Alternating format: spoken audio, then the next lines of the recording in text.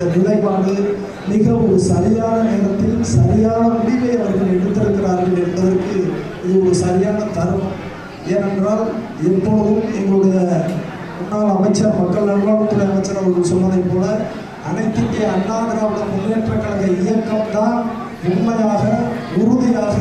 நம்முடைய இஸ்லாமிய தோழர்களுக்கும் இஸ்லாமிய மக்களுக்கும் ஒருபொழுதும் ஒரு தீங்கும் விளைவிக்காத அளவுக்கு உறுதியான நிலைப்பாட்டை எடுத்து அவர்களுக்காக உறுதியான குரலை கொடுக்கும்போது அனைத்து இந்திய அண்ணா திராவிட முன்னேற்ற கழகம் அதனுடைய பொதுச் செயலாளர் மரியாதைக்குரிய எங்களுடைய தமிழ்நாட்டினுடைய முன்னாள் முதலமைச்சர் எடப்பாடியார் அவர்கள் தான் இஸ்லாமிய சமூகத்தினரையும் இஸ்லாமிய மக்களையும் கருத்தில் கொண்டு மட்டும்தான் இந்த தேர்தலில் நாங்கள் எங்களுடைய முடிவை சரியாக எடுத்திருக்கிறோம் என்று அதில் உறுதியான முடிவை எடுத்திருக்கிறோம். அதே போல உங்களுடைய வேட்பாளராக திருச்சி நாடாளுமன்ற தொகுதியில் களம் இறக்கப்பட்டுள்ள நானும்